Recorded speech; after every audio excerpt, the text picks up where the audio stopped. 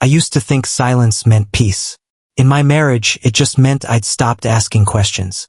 "I'll be late again tonight," Vanessa said, not looking up from her phone. "Board dinner. Another one? That's 4 this week. Daniel, I run a company. This is what running a company looks like." She finally glanced at me, her eyes flat with practiced patience. "You used to understand that." "I used to. Back when I still had a career of my own to compare it to. I just miss you, that's all," I said. "You'll survive one more dinner." She grabbed her coat. "There's leftovers in the fridge." The door shut before I could answer. I stood in the kitchen of the house we bought together, except it never really felt like we built anything. Vanessa's name was on the deed first. Her salary paid the mortgage faster than mine ever could. 5 years ago, when her firm offered her the VP track, I was the one who said, "Take it, I'll handle things here." I meant it as love. Somewhere along the way it became my whole identity, the husband who handled things. I picked up my phone and called my grandmother, mostly because the house felt too quiet to sit in alone. "Danny," Ruth said, warm as always, "you sound tired." "I'm fine, Grandma. You always say that when you're not." I laughed, though it came out hollow. "Vanessa's got another late dinner." A pause. "How many late dinners is that this month?" "I don't count." "Maybe you should start." I didn't answer that. I didn't want to. "You gave up a lot for that girl," Ruth said gently. "Your job at the firm. Your own plans. I just want to make sure she remembers that." "She knows, Grandma." "Does she?" I changed the subject the way I always did when the truth got too close. We talked about her garden, her knees acting up in the cold, nothing that could hurt. When I hung up, the house felt even emptier than before. I told myself it was normal. Marriages had seasons. She was building something, and building things took sacrifice. I understood sacrifice better than anyone, considering I'd handed over my own ambitions without much of a fight. I'd wanted to open a small investment consulting practice once, something built on trust instead of flash. I shelved it the year Vanessa made VP. Just for now, I told myself. Just until things settle. Things never settled. They just kept moving further away from me. That night I couldn't sleep. Some instinct, the kind you ignore because naming it makes it real, told me to drive to her office instead of waiting up like a fool. I told myself I was bringing her dinner. I told myself a lot of things that year. Her office building was dark except for the top floor. I parked outside, dinner bag in hand, feeling foolish before I even opened the car door. I called her cell. She didn't pick up. I called again. Straight to voicemail. I walked into the lobby anyway. Badge still active from the days I used to pick her up. The elevator opened onto her floor, mostly empty.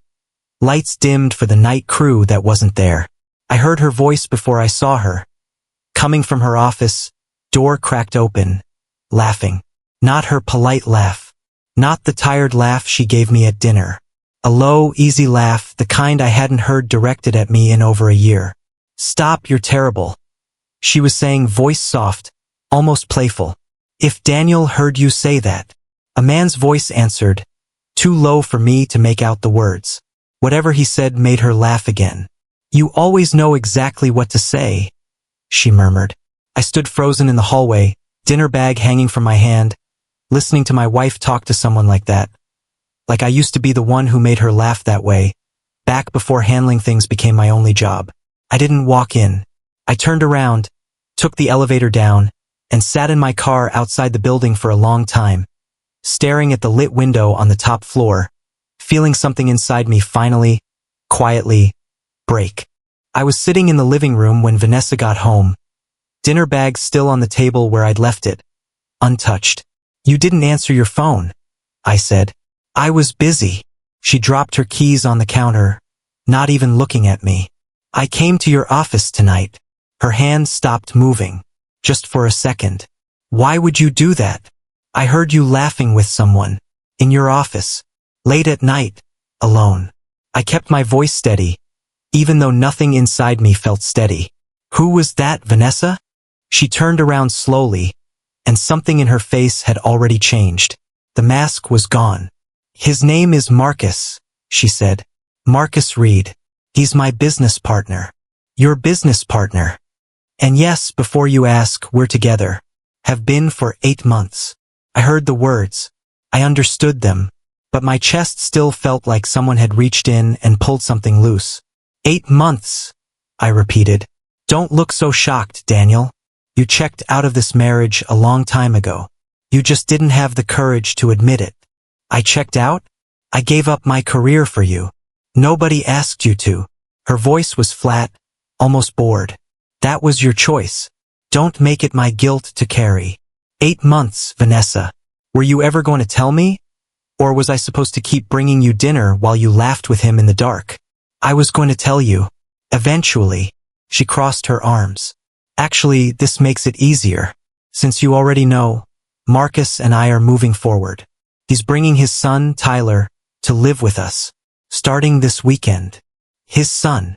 I almost laughed. You're moving another family into my house? It's not your house. Excuse me? The deed is in my name, Daniel. The car is leased under my company. Even your credit card is a supplemental card on my account. She said it like she was reading a memo, not ending a marriage. Everything here is legally mine. I checked with my lawyer months ago. Months ago. My voice cracked on the words. You planned this. I planned to protect myself. There's a difference. So what, I just leave? Tonight, actually. She glanced toward the front door, and that's when I noticed the 2 men standing just outside it, in dark jackets, waiting. I called building security before I came up. I didn't want this to get messy. You brought security to remove me from my own home. It's not your home, she said again, quieter this time, like she almost believed saying it twice made it kinder. I'll have someone pack the rest of your things and send them to storage. You can collect them next week. The 2 men stepped inside without being asked twice. Sir, one of them said, not unkindly. We just need you to gather what you need tonight. We'll help you to your car. I looked at Vanessa one more time, waiting for anything. Regret. Hesitation. A flicker of the woman I married. There was nothing. Vanessa. Good night, Daniel.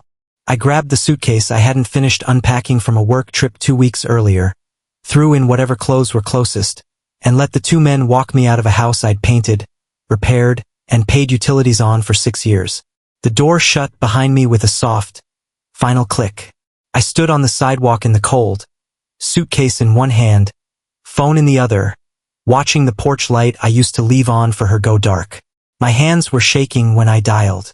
It rang twice before she picked up. Danny? It's late. Is everything? Grandma. My voice broke on her name. She threw me out. Silence on the line just for a moment. Then, steady as ever. Where are you right now? Standing outside.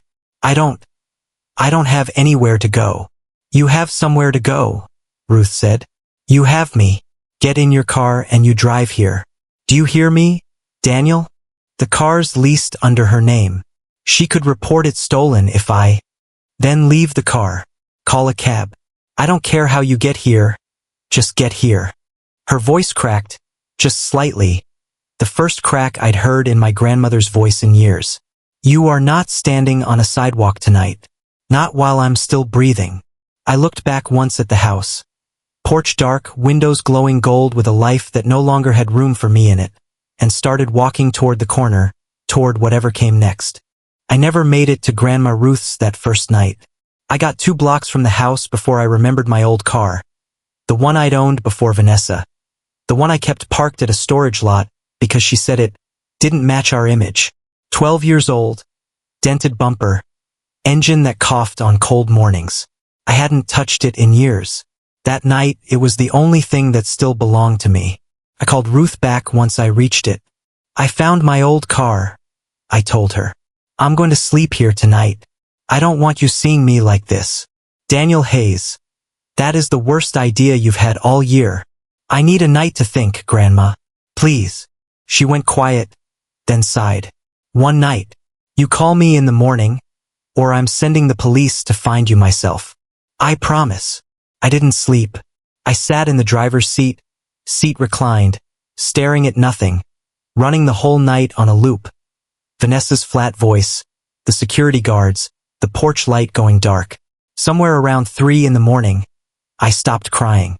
I just felt empty after that, like something had been scraped out of me and hadn't been replaced with anything yet. By the second night, I was parked outside a 24-hour diner, telling myself the neon sign counted as company. That's when the knock came on my window. I jumped, heart slamming, and found a police officer standing there, flashlight lowered, not raised at my face. "Sir, you can't sleep in this lot overnight." His badge read Pruitt. Diner's owner called it in. "I'll move." My voice came out rough like I hadn't used it in days. He studied me for a second longer than a routine check required. "You eaten anything today?" "I'm fine." "That's not what I asked." I looked away, and something about the silence must have told him everything the words didn't. "Come on," he said. "There's a shelter 3 blocks from here. They've got coffee, hot water, showers. I'll walk you over myself. I don't need charity." "It's not charity. It's a Tuesday and I've got nothing better to do." He tapped the hood of my car, gentle, like he was coaxing an animal out of hiding. "Come on, Mr. Hayes. Daniel Hayes. Come on, Daniel." I don't know why I got out. Maybe because his voice didn't have an ounce of judgment in it, and I hadn't heard that from anyone in days. The shelter was quiet at that hour. Just a volunteer behind a desk who handed me a towel without asking a single question. Officer Pruitt bought 2 coffees from a machine in the hallway and handed me one. "You don't look like our usual guests," he said, not unkindly. "I had a house 2 nights ago." "What happened?" "My wife happened." The words tasted strange leaving my mouth. The first time I'd said them out loud to a stranger. "She threw me out for another man. Told me none of it was ever really mine." Pruitt nodded slowly, like he'd heard some version of this story before. "Sounds like she took the house." "Doesn't sound like she took you." I looked at him. "Whatever's left," he said. "You still get to decide what you build with it." I didn't answer. I just held the coffee, feeling the warmth of it through the paper cup, and for the first time in 2 days, something in my chest shifted. Not hope exactly, not yet, but something close to it. A decision, quiet and small, forming underneath the numbness. I was not going to stay broken. Not like this. Not for her. Ruth's apartment smelled like it always did. Coffee, old paper, and the faint trace of the lavender soap she'd used for 30 years. She opened the door before I even knocked, like she'd been standing there waiting since my call that morning. "Look at you," she said, taking my face in her hands. "Skin and bones and no sleep. Sit down." "Grandma, I'm fine." "Sit," she said again, sharper. "I didn't ask." I sat. She put a plate of eggs in front of me before I could argue, then sat across the small kitchen table, watching me eat like she was assessing damage. "So," she said, "tell me the parts you left out on the phone." I told her everything. The office, the laughing, Marcus, Tyler moving in, the deed in Vanessa's name, security walking me out with a suitcase. Ruth listened without interrupting, her jaw tightening more with every detail. "She had lawyers ready months ago," Ruth said finally. "And you had nothing." I trusted her. "Trust isn't the same as protecting yourself, Daniel." She shook her head. "I raised you smarter than that." "I know." "Do you?" Her eyes narrowed. "Because the boy I raised used to have opinions. Plans. You wanted to start your own consulting firm once. You used to talk my ear off about it. Ethical investing, you called it. Helping small business owners who got ignored by the big banks." I stared at my plate. "That was a long time ago. It was 5 years ago. That's not long ago, that's yesterday. I gave that up for Vanessa's career." "You didn't give it up," Ruth said. "You buried it. There's a difference. A thing you give up is gone. A thing you bury is still there, waiting for you to dig it back out." "Grandma, you used to sit right there." She pointed at the chair I was sitting in now. "At 15 years old, doing math for my church group's finances because nobody else could make sense of the numbers. You told me once you wanted to build something that actually helped people instead of just making rich people richer." "I remember." "Then why did you stop?" I didn't have a good answer. Vanessa needed me to support her instead. It made sense at the time. It made you smaller, Ruth said, not unkindly, but without softening it either. I watched it happen and I didn't say anything, because you looked happy, and I didn't want to be the bitter old woman who couldn't be glad for her grandson. But I'm done staying quiet, Daniel. That woman didn't just throw you out of a house last night. She's been erasing you for years. You just didn't notice because it happened slow. My throat tightened. So what do I do now? I have nothing. No job in that field anymore. No savings that aren't tied to accounts she controls, no? You have your mind, Ruth cut in. You have whatever's left of that idea you buried. And you have a roof right here, for as long as you need it. I can't ask you to. You didn't ask. I'm offering. She reached across the table and took my hand, her grip stronger than I expected. You rebuild, Daniel. Slowly if you have to. But you rebuild as the man I raised, not the man you shrank into for her. I looked at her, feeling something stir under all that numbness from the last 2 days. Something that felt dangerously close to purpose. The investment idea, I said slowly. I still have the old notes somewhere, in a box from before. Ruth's eyes lit up, just slightly. Then I suggest you go find that box. I found James Whitfield's number in an old email chain. The last message from him dated 3 years back. I almost didn't call. Then I remembered Ruth's voice. Go find that box. And dialed before I could talk myself out of it. Daniel Hayes, James said when he picked up, surprise clear in his voice. I thought Vanessa's world swallowed you whole. It tried. That bad, huh? Worse. Can we meet?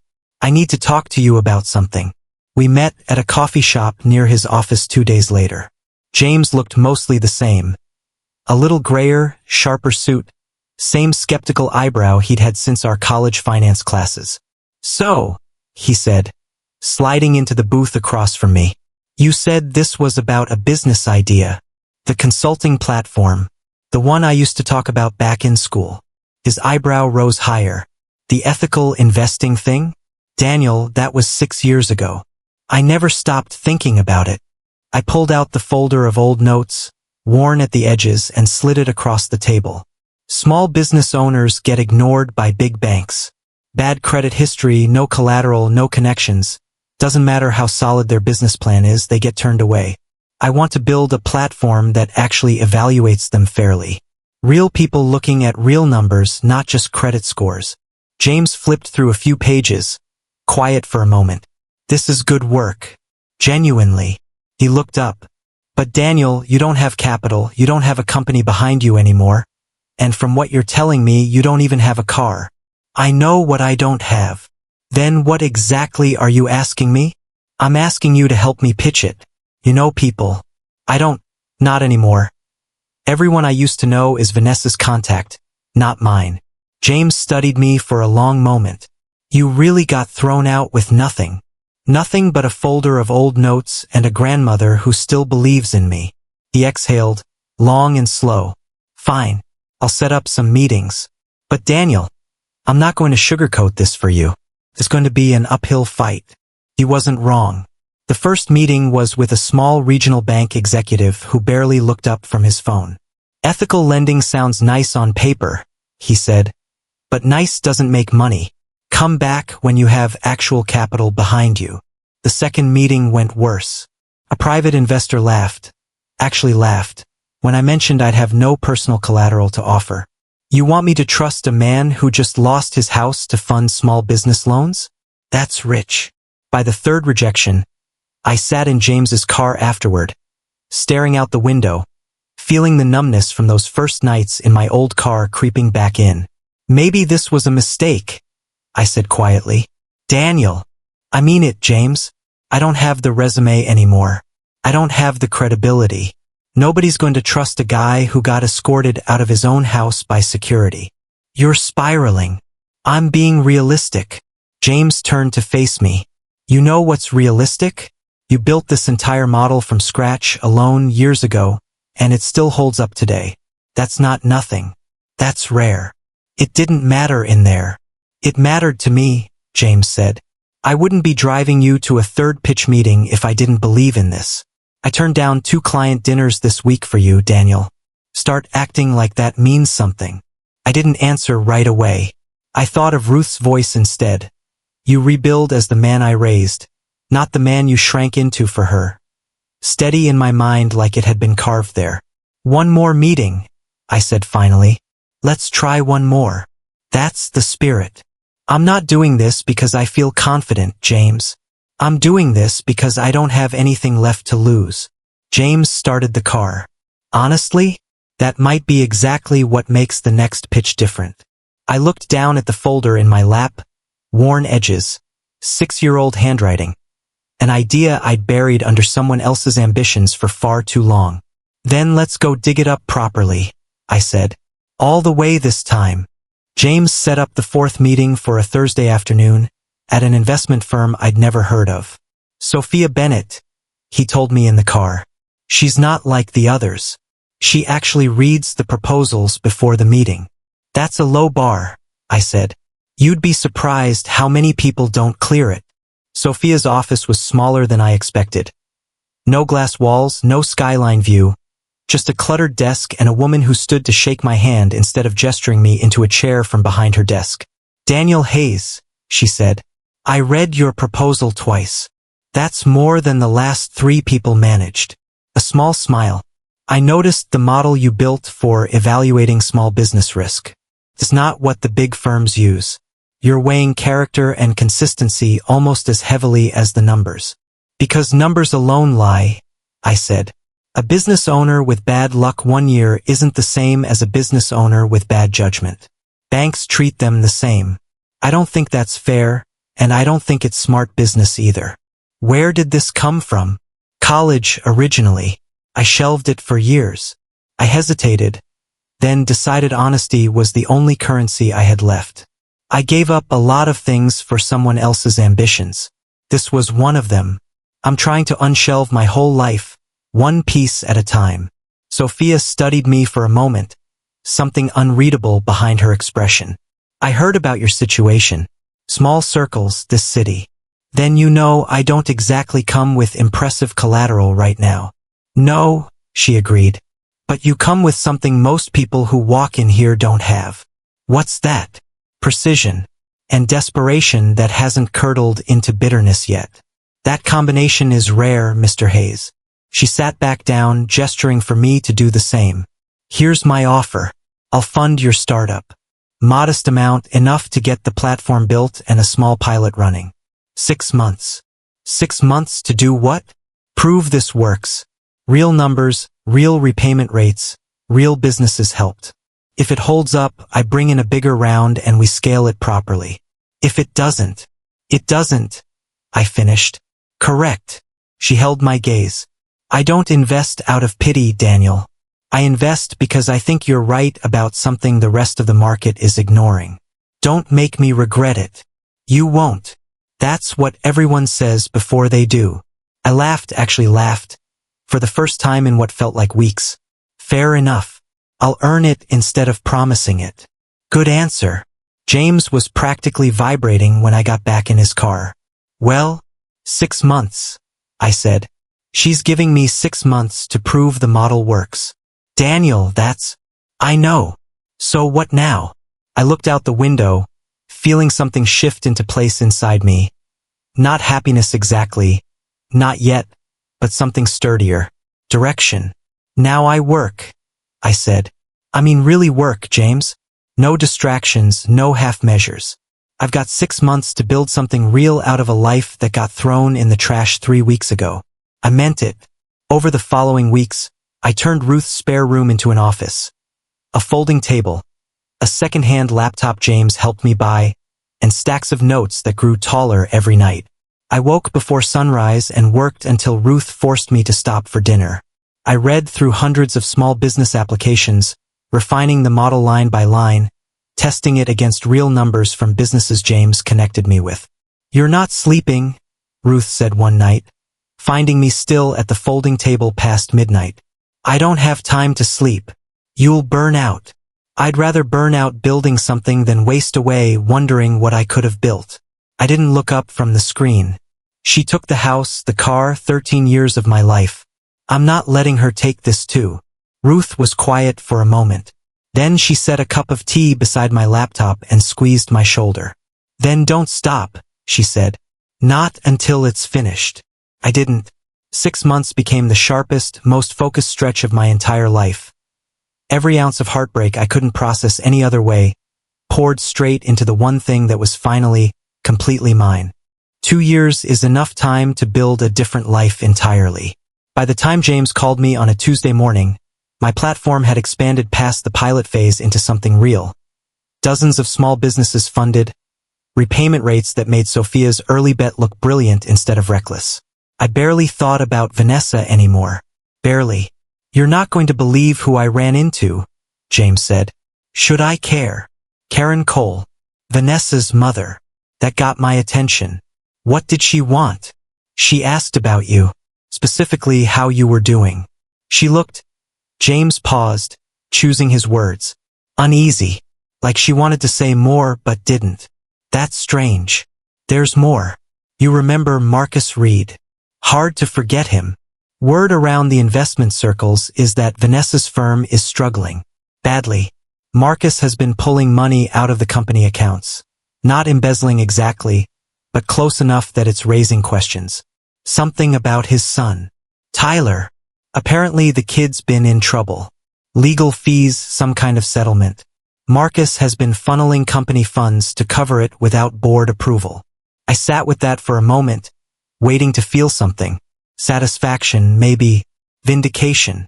Instead, I just felt strangely calm, like hearing weather reports about a storm in a city I'd already left. How bad is it? I asked. Bad enough that 2 major clients pulled their contracts last month. Vanessa's been trying to hold it together publicly, but people talk. She built that company for 10 years. She built it with Marcus for the last 2 of them, James corrected. And Marcus seems more interested in protecting his son than protecting the business he built with her. I thought about the office that night, her laugh low and easy, the kind she never gave me anymore. I wondered if she still laughed like that with him, or if 2 years had worn that down too. I don't feel good about this, I admitted. You don't have to feel good. You just have to notice it. Karen called me herself 3 days later. I almost didn't answer, recognizing the number from years ago.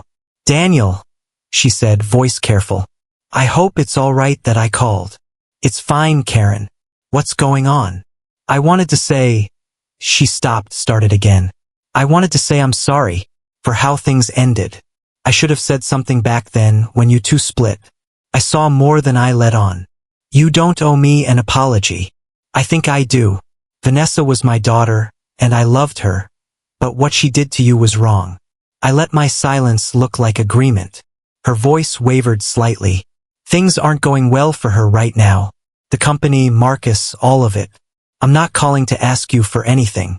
I just wanted you to know that I see it clearly now, even if she doesn't. I appreciate you saying that. Are you doing all right, Daniel? Truly? I looked around Ruth's spare room, now a full office with 3 employees crammed into what used to be her sewing space. A whiteboard covered in projections that were actually coming true. I'm doing better than all right, Karen. I'm glad. You deserve that, at least. After I hung up, I sat there for a long time, turning the conversation over in my mind. 2 years ago, news like this would have wrecked me all over again, or worse, thrilled me in some petty, hollow way. Now it just felt like watching dominoes fall in a room I'd already walked out of. I wasn't happy about Vanessa's company crumbling. I wasn't sad about it either. I just understood, clearly and quietly, that the version of me who once believed everything depended on her approval was finally, completely gone. Something was shifting, not because I was pushing it, but because the things she'd built without honesty were finally starting to collapse under their own weight. I didn't need to lift a finger. I just needed to keep building mine. The partnership with Mr. Ito changed everything faster than I expected. 6 months after our first meeting in Tokyo, my platform had expanded into 3 countries, funded thousands of small businesses, and turned Sophia's original modest investment into something neither of us could have predicted 2 years earlier. You know what's funny? Mr. Ito told me over the phone. the week before the gala. You built this because banks wouldn't trust small businesses. Now half the banks in this city want to partner with you. Funny isn't the word I'd use. What word would you use? Fair, I said. Finally fair. The gala was hosted downtown, the same charity investment event I remembered attending years ago as Vanessa's +1. Back when I stood near the walls in a rented tux while she worked the room. This time, my name was on the program as a keynote speaker. James adjusted my jacket backstage, grinning. Feels different this time, huh? Feels like a different life. It is a different life. I walked into that ballroom not as anyone's overlooked husband, but as myself, Daniel Hayes, founder of a platform that had, in 2 years, quietly become one of the most talked about names in ethical finance. People I'd never met knew my name before I said it. I was midway through a conversation with a fellow investor when I saw her. Vanessa stood near the far end of the room, in a dress that looked more expensive than confident, gripping a glass of wine like it was the only steady thing in her hand. She was talking to a small cluster of investors, her voice pitched with the kind of forced brightness I remembered from her worst nights at home. She didn't see me. Not yet. Isn't that Vanessa Cole? The investor beside me asked. Her firm's been bleeding clients for months.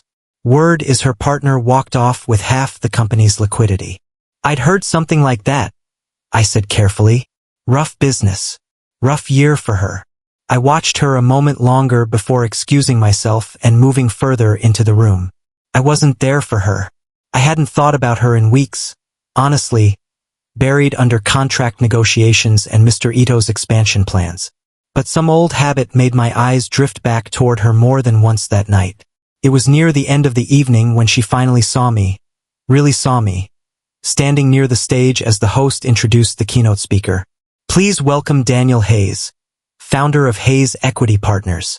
I watched her face from across the room, confusion first. Then her eyes narrowed, studying my face like she was trying to place a stranger who resembled someone she used to know. Then it hit her visibly all at once. Her wine glass tilted slightly in her hand. I gave my speech. 10 minutes on ethical lending, on trusting people the market overlooks, on building something that outlasts the people who doubted it. I didn't look at her again until I stepped off the stage, and by then, she was already walking toward me. Daniel. Her voice came out unsteady. I didn't recognize you. It's been 2 years, Vanessa. You look... She stopped, seemed to reconsider, tried again. This is incredible. I had no idea you built all this. You weren't exactly checking in. Her composure cracked slightly at that, the polished CEO mask slipping. Daniel, can we talk? Somewhere quieter. We're talking right here. She glanced around, lowering her voice. My company's going through a difficult stretch. Marcus made some decisions I wasn't fully aware of, and things have gotten... She exhaled sharply. They've gotten complicated. I heard. I know this looks bad, reaching out like this, especially after everything, but I thought, given your position now, maybe we could discuss a partnership, an investment, for old time's sake. I let the silence sit there for a moment, watching the desperation flicker behind eyes that once looked at me like I was furniture in a house she owned. Old time's sake, I repeated slowly. Daniel, please. I know I hurt you. I know what I did wasn't right. But you built something remarkable. And Her voice cracked. I need help. The board is talking about dissolving the company within the year if we can't secure new investment. I thought about the porch light going dark. The suitcase. 2 nights in an old car. Officer Pruitt's coffee. Ruth's kitchen table. Vanessa, I said quietly, 2 years ago, you told me the house wasn't mine. The car wasn't mine. Even the life I thought we built together wasn't mine. You made that very clear. I was wrong. I know that now. Maybe you are. I held her gaze, steady, no anger left in it, just clarity. But this isn't yours either. Not this room, not my company. Not a second chance you didn't earn. Daniel, I hope you figure it out, I said, and meant it. In whatever distant way you can mean something for someone who once mattered and no longer does. But I'm not the man you can rebuild your company on. Not anymore. I turned and walked back toward James and Sophia, who were watching from across the room, leaving Vanessa standing alone near the stage, exactly the way I once stood alone on a sidewalk outside a house that was never mine. 3 weeks after the gala, James forwarded me an article with no comment attached, just the link. I almost didn't open it. Then curiosity won. Cole Marketing Group dissolves amid leadership exodus.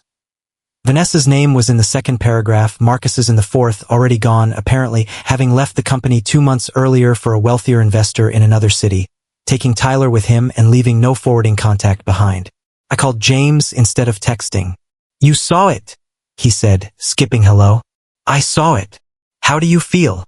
I actually thought about that question, turning it over honestly instead of reaching for the easy answer.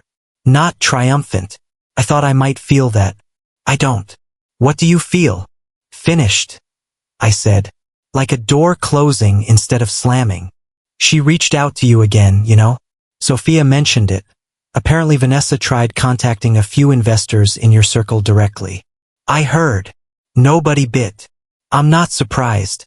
Marcus already burned that bridge with the fund misuse. Nobody wants to inherit that mess. I paused. "Did she ask you to talk to me?" "She implied it. I told her that wasn't a conversation I was willing to have." "Thank you for that." "You don't need to thank me. I just did what made sense." He hesitated. "You're really not going to help her?" "No. Even after everything you've built? You could afford to." I looked out my office window at the city below, thinking about how easy it would be to write a check and call it grace, or worse, call it victory. This was never about whether I could afford it, James. It's about what I owe her. And the answer is nothing. Not because I hate her. I don't, not anymore. But because helping her now wouldn't be forgiveness. It'd just be me forgetting what she taught me about my own worth. Which is that I decide what I'm worth. Not her. Not anyone standing in a doorway telling me the life I built isn't mine. James was quiet for a moment. "That's a good line. You should use that in a speech sometime." "Maybe I will." I drove to Ruth's apartment that weekend, same as I did most Sundays, except this time I brought flowers instead of takeout, and I sat a little longer at her small kitchen table than usual. "You've got that look," Ruth said, setting down 2 cups of tea.